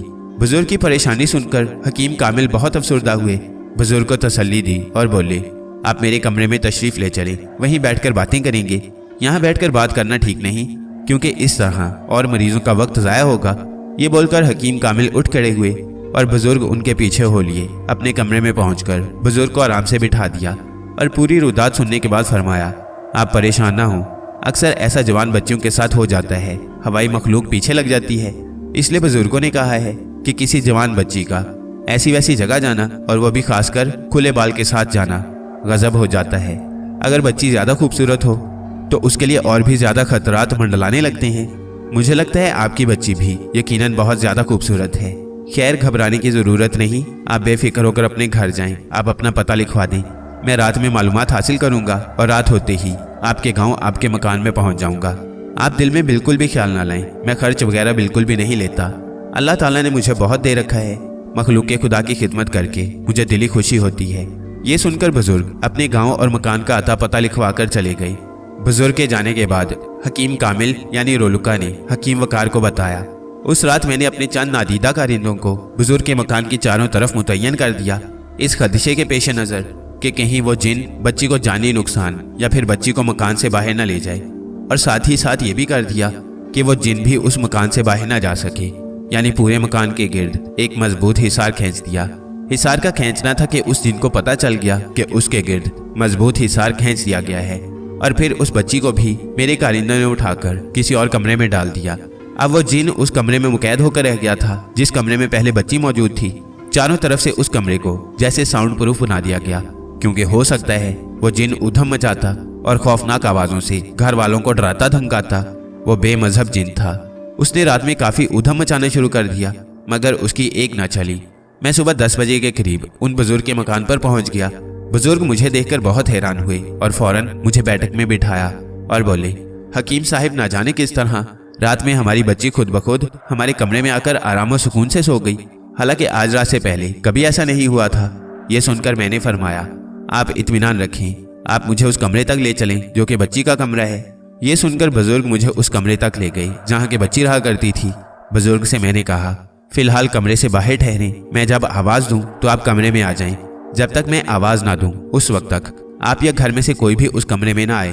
बुजुर्ग ने कहा, बिल्कुल, आपके हुक्म की मैं तामील करूंगा। मैंने कमरे में कदम रखा तो अचानक एक जोरदार धमाका हुआ। अगर मेरी जगह कोई और होता तो उस धमाके की आवाज़ सुनकर यकीनन उसका दिल फट जाता या फिर दिमागी तौर पर वो मफलूज हो जाता। वो जिन बहुत ही भयानक शक्ल में मुझे नजर आया।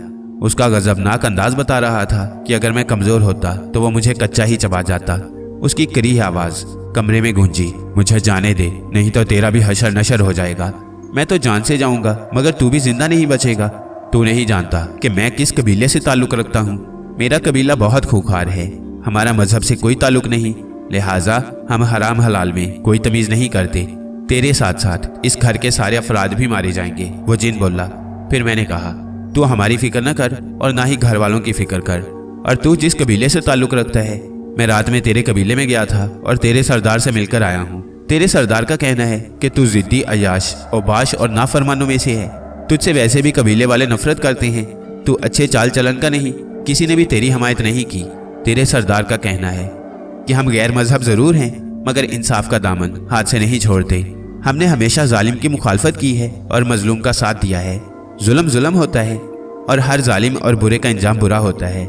लिहाजा आपकी जो मर्जी, आप उसके साथ सलूक करें, हमें कोई रंज नहीं होगा। ये सुनकर वो जिन पेचोताब खाने लगा। वो बातें करता रहा कि अचानक उसने अपनी तरफ से मेरी जानिब आकर एक बहुत बड़ा गोला फेंका। अगर मैं जरा सा भी चूक जाता तो मेरा जानी नुकसान हो जाता, मगर मैं भी चौकस था। मैंने फौरन अपने सीधे हाथ की सीधी उंगली उठा दी तो आग का वो गोला फौरन दरमियान में ही रुक गया। ये देखकर वो बिलबिला उठा। उसकी हालत बहुत गैर होने लगी। उसकी आंखों में जैसे चिंगारियां कौंधने लगी थी। अब बोल, तेरा क्या हशर किया जाए? तुझे सिसका कर मारा जाए या फिर फौरन तुझे खाकस्तर कर दिया जाए? मैंने कहा। मेरी बात सुनकर वो कहकहा लगाने लगा और बोला, तू अपने आपे में रह, अपनी गीदड़ भभकी मुझे ना दे। ये सुनना था कि मैंने उसके आग के गोले की तरफ दोबारा अपनी उंगली उठा दी तो आग का वो गोला आनन फानन उस जिन की जानिब पलट गया और चशम जदन में उस जिन को अपनी लपेट में ले लिया। आग के शोलों में वो कराहने लगा। उसकी फलक शगाफ चीखें दरो दीवार को हिलाने लगी। ऐसा लगता था कि जैसे पूरे कमरे में भौंचाल आ गया हो, मगर वो सब कुछ कमरे तक ही महदूद था। कमरे से बाहर किसी किस्म की कोई आवाज भी सुनाई नहीं दे रही थी। एक लम्हा भी नहीं लगा और वो जिन जलकर राख हो गया। तो मैंने बुजुर्ग को आवाज दी कि आप कमरे में आ जाएं। बुजुर्ग कमरे में आकर मेरे करीब बैठ गए तो मैंने कहा, उस जिन का खात्मा हो गया है, वो देखें सामने राख पड़ी हुई है। राख को देखकर बुजुर्ग बहुत हैरान हुए और दुआएं देने लगे और फिर बोले, हकीम साहब, ऐसा तो नहीं कि उसके साथी या उसके खानदान वाले बाद में हमें परेशान करें, क्योंकि मैंने सुन रखा है कि ऐसी सूरत में उसके खानदान वाले परेशान करते हैं। बुजुर्ग की बात सुनकर मैंने कहा, आप बेफिक्र रहें, ऐसा कुछ भी नहीं होगा। मैंने पक्का काम कर दिया है। अब आपकी बच्ची हर तरह के खतरे से मुबर्रा है। वैसे अगर कभी कोई और जरूरत पड़े तो मैं हाजिर हूँ। अब आप मुझे इजाजत दें। फिर मैंने उंगली से उस राख की तरफ इशारा किया तो हवा का जबरदस्त झोंका आया और उस राख को अपनी लपेट में लेकर कमरे से बाहर को निकलता चला गया और आसमान की ऊंचाई पर जाकर नजरों से ओझल हो गया। और इस तरह हकीम कामिल बुजुर्ग से इजाजत लेकर हकीम वकार के मकतब में आ गए। इस वाक़े के काफी अरसे तक मैं हकीम वकार के मकतब में जेरे तरबियत रहा। उस दिन हकीम वकार ने मुझसे कहा, अब आप हिकमत में मुकम्मल हो गए हैं, मेरी दुआएं आपके साथ हैं। आप अब बसिद्द शौक अपने गांव जा सकते हैं और अपना मकतब खोल सकते हैं। और अब मैं आपके सामने मौजूद हूँ। आप मेरी बात मानकर फौरन दिल्ली रवाना हो जाएं और जब हकीम वकार के मकतब में जाएं तो उन्हें मेरा हवाला दे सकते हैं। हकीम साहब ने कहा। ये बातें सुनकर रमेश के वालिद फौरन बोले, हकीम साहब, जब आप इतनी मेहरबानी कर रहे हैं तो एक एहसान और कर दें। कल सुबह उजाला फैलने से पहले ही हम दोनों घोड़े गाड़ी पर दिल्ली के लिए रवाना हो जाते हैं। आप मेरी बात मान लें, यह आपका हम लोगों पर बहुत बड़ा एहसान होगा। अब रमेश के वालिद के सामने हकीम साहब से इनकार न हो सका और ये बात तय हो गई कि कल अलग सुबह दोनों बजरिया घोड़ा गाड़ी दिल्ली रवाना हो जाएंगे हकीम वकार के मकतब के लिए। दूसरे दिन 11:30 बजे उन दोनों की गाड़ी हकीम वकार के मकतब के सामने जाकर रुक गई। दोनों गाड़ी से उतरे और कोचवान को बोल दिया कि गाड़ी को मकतब से थोड़ी दूर किनारे लगा दे और वापसी का हमारा इंतजार करे। कोचवान ने इस बात में सर हिला दिया। दोनों मकतब की इंतजारगाह में जाकर बैठ गए।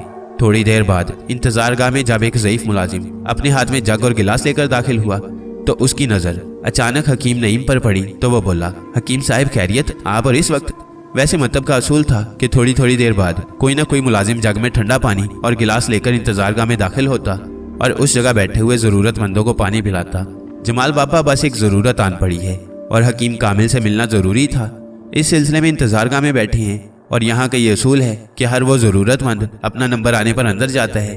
वैसे खैरियत तो है ना? जमाल बाबा ने पूछा। जी खैरियत ही है, ये मेरे गाँव के साथी हैं, इनका एक मसला है, उस सिलसिले में मुझे भी साथ ले आए हैं, हकीम नईम ने कहा।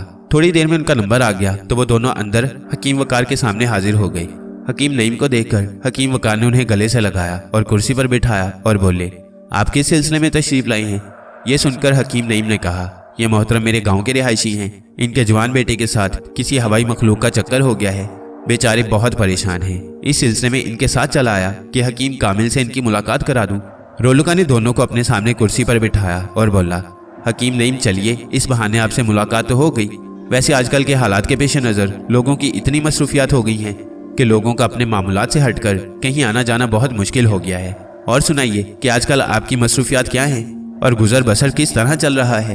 रोलुका की बात सुनकर हकीम नईम ने कहा, हकीम साहब, गांव में थोड़ी बहुत ज़मीनें हैं और फिर इसके अलावा एक छोटा सा मकतब खोल रखा है। कुर्बजवार के 3-4 गांव हैं, वहाँ के लोग आते जाते रहते हैं, जिससे थोड़ी बहुत आमदनी हो जाती है। बस अल्लाह का फजल है, गुजर बसर हो रहा है। चलिए ये अच्छी बात है, वरना इंसान की ख्वाहिशात लामहदूद हैं, ख्वाहिशात की तकमील होना मुमकिन नहीं। अरे मैं क्या लेकर बैठ गया, उसके लिए माजरत चाहता हूँ। आप सुनाई मसला क्या है? हकीम नईम बोले, हकीम साहब, मसला बहुत गंभीर लगता है। एक तवील अरसे से हमारे गांव को न जाने किसकी नजर लग गई है। हमें उस गांव में बहुत आराम सुकून था। गांव के सारे लोग शीरो शक्कर के मानिंद थे, हंसी खुशी जिंदगी गुजर रही थी। गांव का नाम रामपुर है। लोग डरे डरे सहमे हुए रहते हैं। आए दिन कुछ ना कुछ होता रहता है कि जिससे दिल दहलता रहता है। ऐसे ऐसे अनहोने वाकयात रूनमा हो जाते हैं कि कभी ना देखे हों और ना ही किसी ने सुने हों। ऐसा लग रहा है कि पूरे गांव पर अनदेखी हवाई मखलूक का कब्जा हो चुका है। उस मसले के लिए आए हैं। ये बेचारे भी वक्त के सताए हुए हैं। हालात से मजबूर होकर ये मेरे साथ आए हैं। आप इन्हीं की जुबानी सुन ले तो बेहतर होगा, हकीम वक़ार ने कहा। इसके बाद रमेश के पिता बोले, हकीम साहब, मैं तो किसी काबिल नहीं। आपकी हमदर्दी और ताउन का अजर आपको ईश्वर देगा। मैं अपनी बिपता क्या सुनाऊं? ये समझे कि मेरा कलेजा फटा जा रहा है। मेरा बेटा अच्छा भला था, लंदन से छुट्टियां गुजारने आया था। वो लंदन में ज़ेरे तालीम था। लंदन में ही उसकी दोस्ती एक लड़की मालिनी से हो गई। दोनों एक ही क्लास में पढ़ते थे। खैर दोनों यहाँ आ गए। वो लड़की अपने गांव में चली गई और मेरा बेटा अपने गांव आ गया। जबकि मैं ये कहूँ तो ज़्यादा बेहतर होगा कि मेरे बेटे और उस लड़की ने प्रोग्राम बनाया था कि दोनों शादी कर लेंगे। दोनों घरानों में किसी को भी एतराज़ नहीं था। जब मेरा बेटा अपने गाँव आया तो बकौल उसने मालिनी से वादा किया था कि आने के 3-4 दिन वो मालिनी से राब्ता करेगा। मगर 1 हफ्ता गुजर गया। मेरा बेटा, जिसका नाम रमेश है, उसने मालिनी से कोई भी राब्ता न किया। लिहाजा मालिनी ने हमारे गांव आने का फैसला कर लिया और फिर वो हमारे गांव आने के लिए रवाना हो गई। वो स्टेशन पर उतरी और बकौल तांगे वाले के उसने उस लड़की को रामपुर के पार्क के पास उतारा था। उस वक्त पूरे इलाके में रात का अंधेरा फैल चुका था। इसके बाद उस लड़की का कोई पता न चला कि लड़की गई तो कहाँ गई। बहरहाल हम सब और उस लड़की के घर वाले रो धोकर खामोश हो गए और मेरे बेटे को चुप लग गई। उस दिन से उसकी जिंदगी में वीरानी आ गई। इसके बाद हमने उसके होंठों में आज तक हंसी नहीं देखी। उस लड़की के गायब होने के बहुत थोड़े दिनों बाद ही गांव का एक बहुत मजबूत जिस्म जान रखने वाला नौजवान मौत के मुंह में चला गया। उसकी मौत बहुत भयानक तरीके से हुई और फिर यके बाद दीगरे 4 नौजवान अपनी जान गंवा बैठे। और सबसे अचंभे और सख्ते में डालने वाली बात यह है कि वो गांव के सिरे पर एक पुराना मंदिर है और उस मंदिर के करीब बरगद का एक बहुत बड़ा दरख्त है। उस दरख्त के पास ही वो चारों वक्फे से मुर्दा पाए गए और सिर्फ अमावस की रातों में। इसके बाद एक साधु की मौत वाक़ई हो गई। साधु उस रात मंदिर में था। उसने लोगों से कहा था कि वो गांव में मौजूद आत्मा को गांव से भगा देगा। मगर उसी रात वो साधु मंदिर के करीब पीपल के दरख्त पर लटका मिला। वो मुर्दा था। एक छोटी रस्सी में पीपल के दरख्त पर उसकी लाश झूल रही थी। वो साधु बहुत बूढ़ा था। उसमें इतनी ताकत नहीं थी कि वो पीपल के दरख्त पर चढ़ता और खुद को फांसी लगा लेता। इस अरसे में मेरे बेटे की सेहत दिन ब दिन गिरती चली गई। उसकी वजह से ये हकीम नईम भी बहुत दुखी रही हैं। आए दिन इन्होंने हर तरह की दवा दी मगर कोई फायदा नहीं हुआ। अब तो ऐसा हो गया है कि उससे चारपाई पर से उठना भी मुहाल है। ये कहते हुए वो आबदीदा हो गए तो रोलुका ने उन्हें तसल्ली दी और कहा, आप फिक्र न करें, यहाँ तक आए हैं तो मेरी कोशिश होगी कि आपकी परेशानियां दूर हो जाएं। आदमी को हौसला नहीं हारना चाहिए। हकीम साहब, आपकी बात सही है, मगर अब मुझ में जवान बेटे को देख देख कर हौसला रहा नहीं। अब तो भगवान से प्रार्थना है कि उसे कुछ होने से पहले भगवान मुझे उठा ले। ये बोलकर उसकी आंखों से आंसू बहने लगे तो रोलुका ने फिर एक गिलास ठंडा पानी मंगवाकर उन्हें पिलाया। पानी पीकर वो कुछ शांत हुए और बोले, चंद दिन पहले रमेश मुंह अंधेरे ही गांव से बाहर निकल गया। इसकी खबर हम घर वालों को नहीं थी। जब हर तरफ उजाला फैल गया तो हम सोकर उठे और देखा तो रमेश अपने कमरे में नहीं था। हमने समझा कि सुबह सवेरे उठकर कहीं बाहर गया होगा, मगर थोड़ी देर बाद पता चला कि वह सरसों के खेत के बाहर बेहोश पड़ा है। हम भागे भागे गए तो देखा कि वो वाकई सरसों के खेत के किनारे बेहिस्सो हरकत बेहोश पड़ा था। ये सिलसिला उसके साथ कई मरतबा हो चुका है। एक दिन मैंने उसका पीछा किया वो तेज तेज कदमों से चलता हुआ उसी सरसों के खेत में चला गया जहां बेहोश पड़ा था। खेत में वो इधर उधर देखता रहा। ऐसा लगता था कि शायद किसी को तलाश कर रहा हो, चूंकि मैं उसकी हरकतों सकनात को देख रहा था। फिर थोड़ी देर बाद उसकी आवाज सुनाई दी, मालिनी ठहरो, मालिनी मुझे भी अपने साथ ले चलो। और वो एक तरफ को दौड़ पड़ा। मैं भी थोड़ा फासला रखकर रमेश के पीछे भागा, मगर खेत के किनारे पहुंचते पहुंचते उस लड़की का वजूद गायब हो गया और फिर रमेश को ठोकर लगी और वह औंधे मुंह गिरकर बेहोश हो गया। हकीम साहब, आपसे विनती है, मेरे बेटे को बचा लें। इसमें जितना भी खर्च आएगा मैं अपने आप को बेचकर भी दूंगा। और ये बोलकर उन्होंने अपनी गर्दन झुका ली और सिसकने लगे। रोलका अपनी सीट से उठकर उनके करीब आया और उनके कंधों पर हाथ रखकर उन्हें तसल्ली देने लगा। थोड़ी देर तक रोलका के तसल्ली देने पर वो शांत हो गए तो रोलका बोला, आप गम ना करें, दिल में अच्छी उम्मीद रखें। मालिक ने चाहा तो बहुत जल्द आपका बेटा ठीक हो जाएगा। मुझसे जहां तक हो सका कोशिश करूंगा और खर्च वरच से बेफिक्र रहें, किसी किस्म का कोई खर्च नहीं होगा। मैं जो भी करता हूँ ऊपर वाले की खुशी के लिए करता हूँ। मुझ में कोई कमाल नहीं, बस ये ऊपर वाले का कमाल है। हकीम नईम, आप अपने मतब और इनके घर का पता लिखवा दें। आज रात मैं हालात का जायजा लूंगा। दिल में कोई अंदेशा ना लाएं, बल्कि मुस्कुराते हुए जाएं। मैं बहुत जल्द आपके गांव में आऊंगा। ये बोलकर रोलका ने उन दोनों से मुसाफिया किया और उन्हें रुखसत कर दिया। दोनों खुश खुश रोलका से रुखसत होकर तांगे की तरफ बढ़े और तांगे में बैठ गए। और इसके बाद तांगे वाले को इशारा दिया कि वो तांगा आगे बढ़ाए। चंद घंटों में वो दोनों अपने गांव रामपुर पहुंच गए। उधर शाम हुई और फिर शाम के बाद अंधेरे ने पूरे गांव को अपनी लपेट में ले लिया।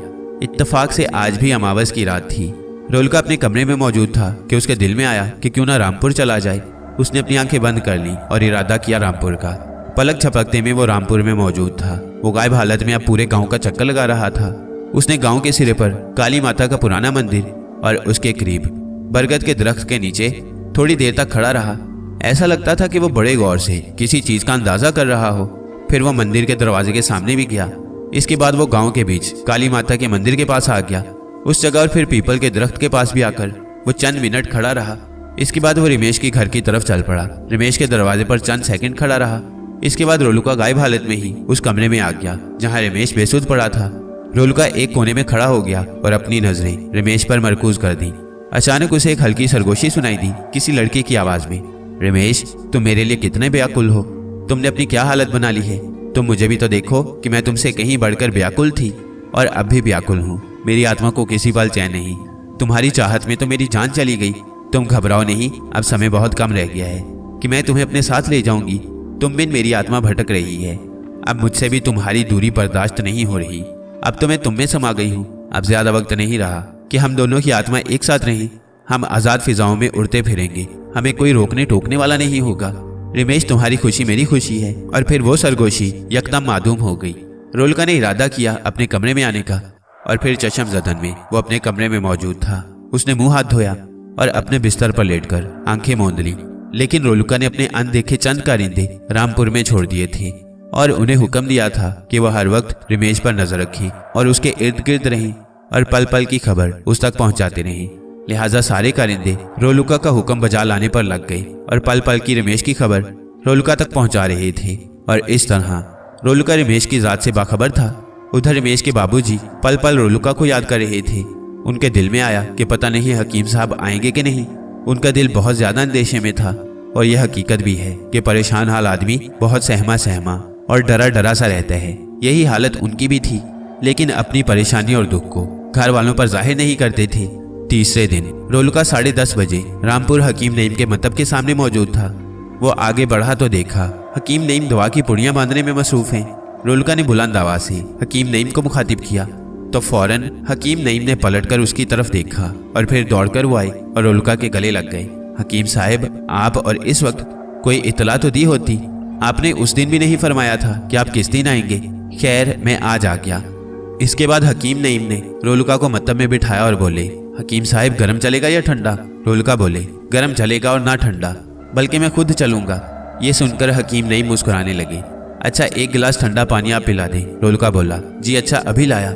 ये बोलकर हकीम नईम फौरन घर के अंदर गई और घड़े का ठंडा पानी शीशे के गिलास में ले आए। रोलका ने पानी पिया और बोला, हकीम नईम रमेश के घर चलना है, आप जल्दी से फारिग हो जाएं। वहाँ थोड़ा वक्त लगेगा, आप इसको जहन में रखें। हकीम साहब कोई बात नहीं, अगर ज्यादा वक्त भी लग जाए तो कोई बात नहीं। आपको जहमत तो होगी, अगर आप इजाजत दें तो ये चंद ज़रूरतमंद बैठे हैं, इन्हें दवा देकर आपके साथ चलता हूँ, हकीम नईम ने कहा। अरे इसमें जहमत की कोई बात नहीं, आप दवा दें, मैं आराम से बैठा हूँ, रोलका बोला। दवा देकर हकीम नईम आधे घंटे में फारिग हो गए तो रोलका से बोले, हकीम साहब मैं फारिग हो गया, आप तशरीफ़ ले चलें। ये सुनकर रोलका खड़ा हो गया तो हकीम नईम ने अपने बड़े साहिबजादे को आवाज़ दी। वो फ़ौरन बाहर आया तो उन्होंने कहा, बेटे अगर कोई ज़रूरतमंद आए तो उनसे कहना कि वो मेरा इंतज़ार करें, मैं तकरीबन 2 घंटे में वापस आऊँगा, या फिर वो दोपहर के बाद तशरीफ़ ले आएँ।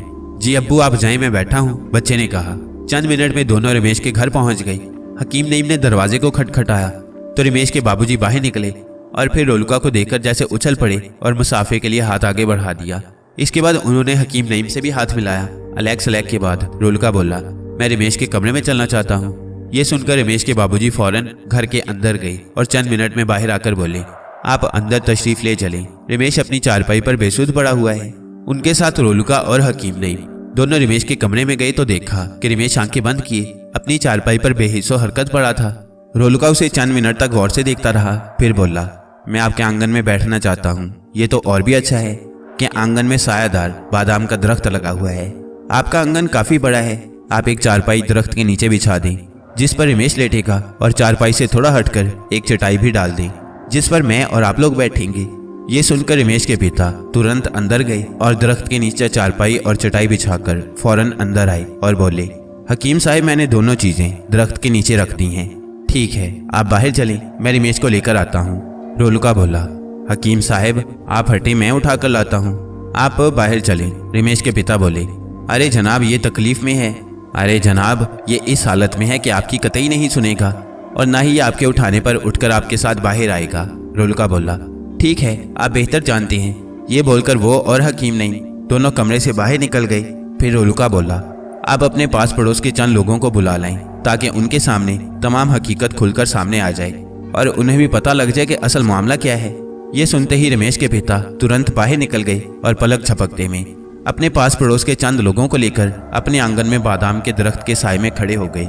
कमरे में रोलका ने रमेश का सीधा हाथ पकड़ा तो रमेश रोबोट की तरह अपनी चारपाई पर उठकर बैठ गया। फिर रोलका ने हाथ का इशारा दिया तो वो चारपाई से नीचे उतरकर खड़ा हो गया और फिर बेचून चला रोलका के साथ साथ चलने लगा।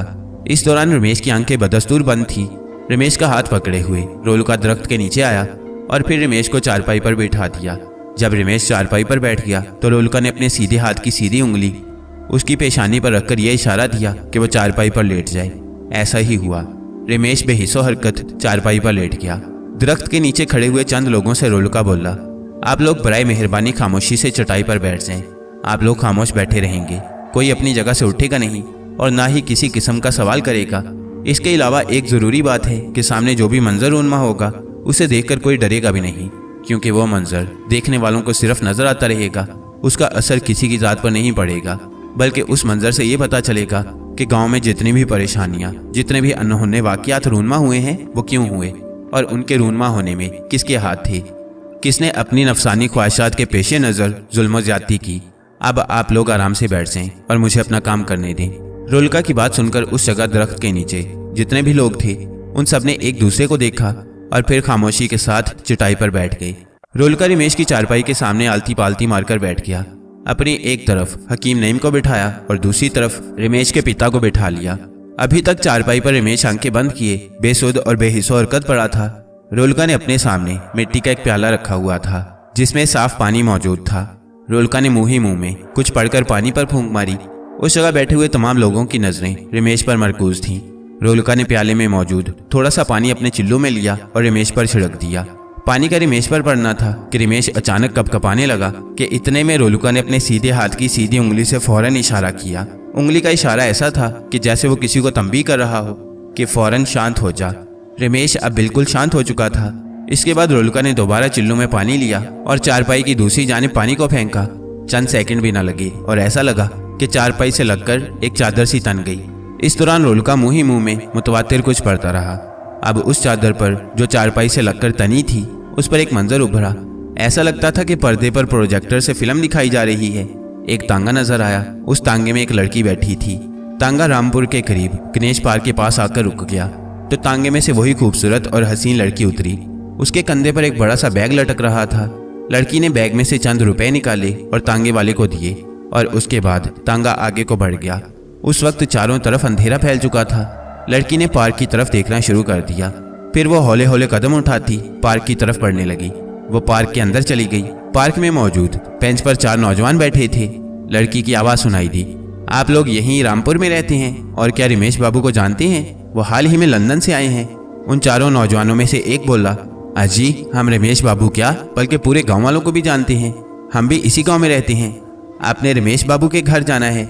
जी मैं रमेश बाबू के घर जाऊंगी, वो लड़की बोली। मेरा नाम मालिनी है। मालिनी का नाम सुनना था कि रमेश के पिता चौंक पड़े। आप हमारे साथ चलें, हम आपको रमेश बाबू के घर पहुंचा देंगे, उनमें से एक नौजवान बोला। उन चारों को देखकर दरख्त के नीचे बैठे लोग चौंक पड़े। उन चारों में से एक का नाम चंदर, दूसरे का नाम रामू, तीसरे का नाम गणेश और चौथे का नाम सुनील था। उन चारों के साथ लड़की आगे की तरफ चलने लगी। 2 नौजवान आगे आगे और 2 लड़की के बराबर में चल रहे थे। जब वो चारों काली माता के पुराने मंदिर के पास पहुंचे जहाँ के बरगद का दरख्त था, उन नौजवानों में से एक बोला, देवी जी आप हमें खुश कर दें, नहीं तो। और फिर उन्होंने लड़की से दस्तदराजी शुरू कर दी। इसके बाद उन्होंने उस लड़की को दबोच लिया और फिर जोर जबरदस्ती से उस लड़की के कपड़े फाड़ दिए। वो लड़की चीखती चिल्लाती रही, दुहाइयां देती रही, मगर उन चारों पर लड़की के रोने और उसके आहो बका का कोई असर नहीं हो रहा था। फिर वो चारों लड़की के साथ अपनी नफसानी ख्वाहिशात की तकमील करने लगे। करबो अजियत और तकलीफ से लड़की की आवाज़ नहीं निकल रही थी। और फिर एक वक्त आया कि उनमें से एक ने लड़की का गला घोंटकर मार दिया। लड़की की गर्दन एक तरफ को ढलक गई। दरख्त के नीचे बैठे हुए सारे लोग जैसे सख्ते की हालत में थे। जब मालिनी मर चुकी तो चारों हवस के पुजारी उसे घसीटकर मंदिर के पीछे झाड़ियों में ले गए और एक गड्ढा खोदकर उसे उस गड्ढे में दबा दिया और उसके बैग से रकम भी निकाल ली। इसके बाद 1 हफ्ते बाद का मंजर उभरा और फिर यके बाद दीगरे उन चारों की मौत का मंजर लोगों ने देखा। सारा मंजर वाज़ेह था। मौत से पहले मालिनी की आत्मा काली माता के मंदिर में जाती और फिर अपनी कार्रवाई के लिए निकल पड़ती और फिर मौत के बाद वो दोबारा काली माता के मंदिर में जाती और इसके बाद वहां से निकलकर उस जगह जमीन में समा जाती जहां उसे गड्ढे में दबा दिया गया था। चारों की मौत के बाद उसने अपना रुख रमेश की तरफ किया, क्योंकि वो जब जिंदा थी तो रमेश की मोहब्बत में गिरफ्तार थी। अब मर कर भी वो रमेश के लिए बेचैन और बेकरार थी।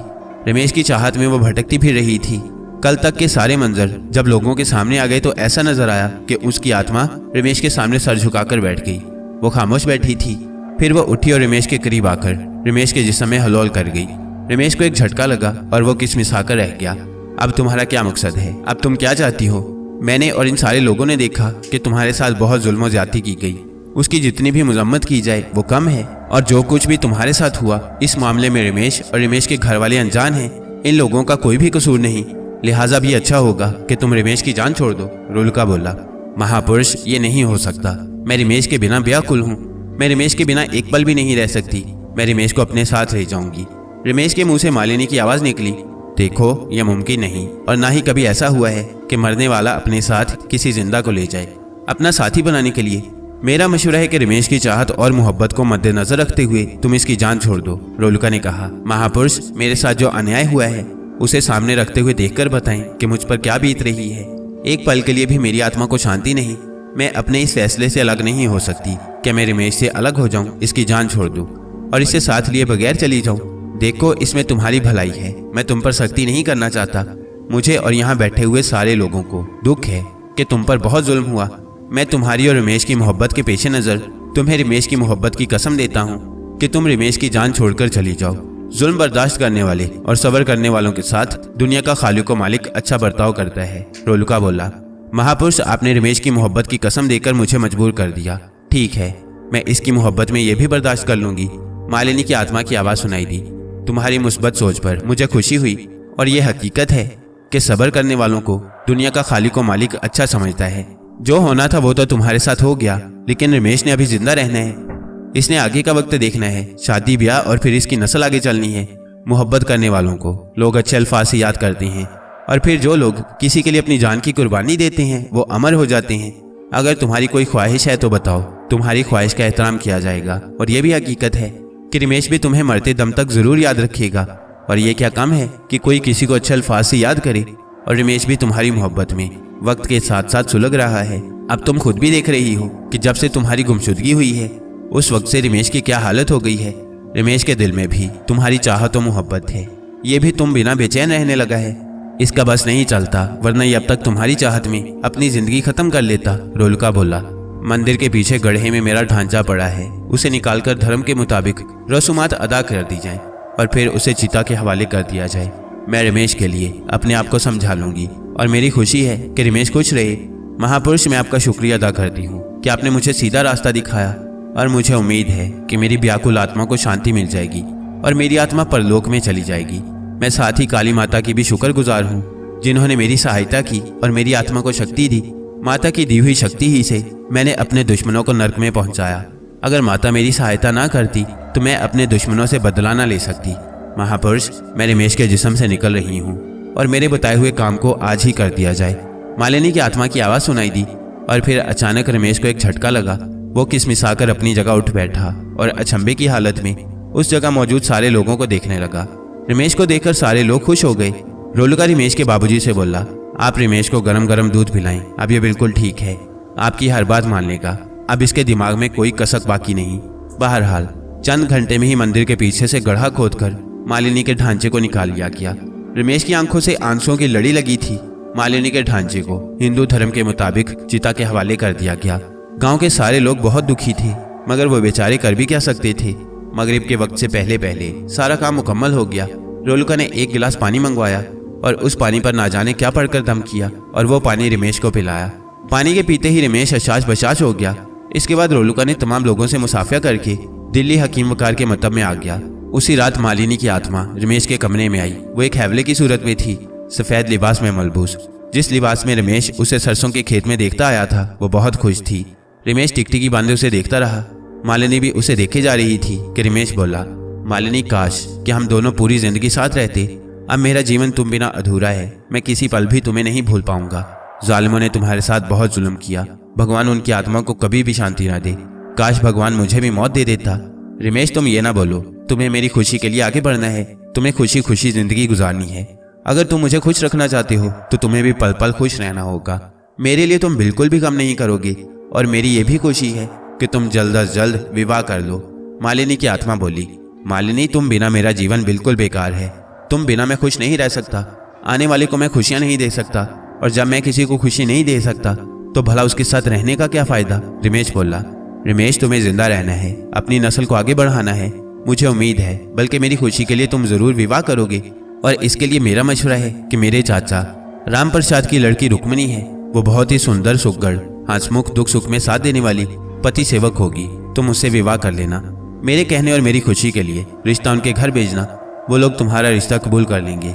इसके लिए मैं भगवान से प्रार्थना करूंगी। रुक्मिणी से विवाह करके तुम सुख शांति में रहोगे और फिर मेरी आत्मा को भी शांति मिलेगी।